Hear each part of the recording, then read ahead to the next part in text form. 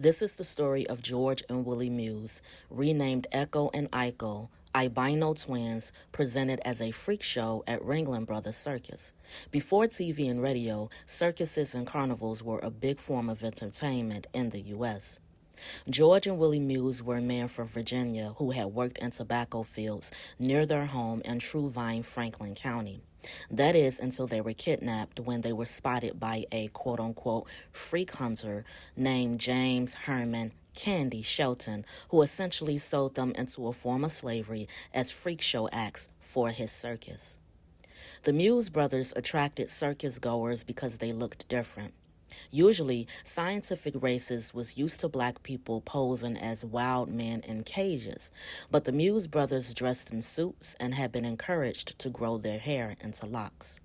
In those days, locks, we'll go into the history of why I call them locks and not dreadlocks a little bit later, but it was still an unusual thing, and white people would tug at them to see if they were real. Circus goers would pay extra money just to be photographed with Eko and Iko because they looked white with their albino skin, but they were black men with locks who dressed in tuxedos. Albinism is a disorder that's more common among people of African descent than white Europeans. It is when the most common mutation disables enzymes used in making of skin pigment and hair color. In the Muse brothers, the mutation also made them incredibly sensitive to light and nearly blind. Racist whites advertised them as cannibals from Ecuador, ambassadors for Mars, Monkey Men, Ethiopian Monkey Men, and other derogatory titles as they were presented as Darwin's missing link between humans and apes.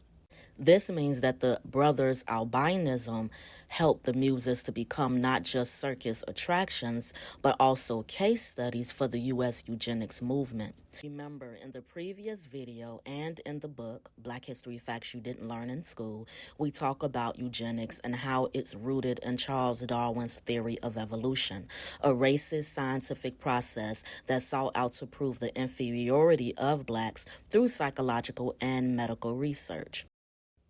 In fact, the full name of the book is not The Origins of Species. The full title is The Origins of Species by Means of Natural Selection and the Preservation of Favored Races and the Struggle for Life. In 1939, George and Willie's photograph appeared in a textbook called You and Heredity. Eugenics and evolution are related in that they both drew a correlation between the highest animal in the primate world, what they said was the highest animal, the gorilla, and what was seen as the lowest mammal in the human world, the Negro. Now, there is another part of the story. The Muse brothers did eventually return home to their parents, and they ended up performing as a career, spearheaded by their mother, Harriet, who repeatedly used the law to ensure that her sons got paid, that the circuses they worked for informed her of their whereabouts, and that some of their earnings came to her. Now, at first, it sounds like maybe she used them too, until you see what she did with the money.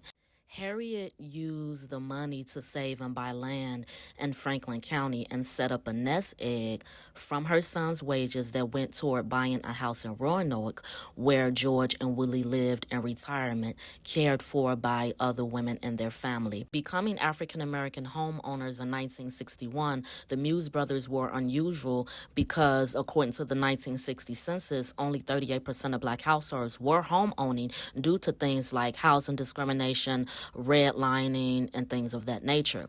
George Muse died in 1972, but his twin Willie lived until 2001, passing away at 108 years old.